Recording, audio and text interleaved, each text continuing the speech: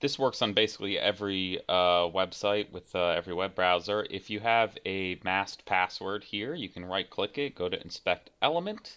You'll see the input form has the type password. We just need to change it to text, and then the password will show up.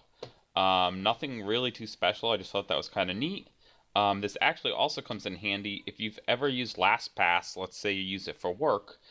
They can restrict you from being able to view the passwords in the LastPass vault. So if you ever see this message, this is a shared site, you're not permitted to view the password, you can actually use this trick to bypass that and get the password. No big trick there, you can never trust the client. Uh, you can also use something from Nearsoft like Chrome Pass or Password Fox, and these tools will rip all the passwords that are saved in the browser that are pretty sweet. That's what pretty much everyone uses. And just FYI, there are false positives in most of Nearsoft's password applications, so you can just ignore your antivirus if you're downloading it from this website. All right, that's it. Peace.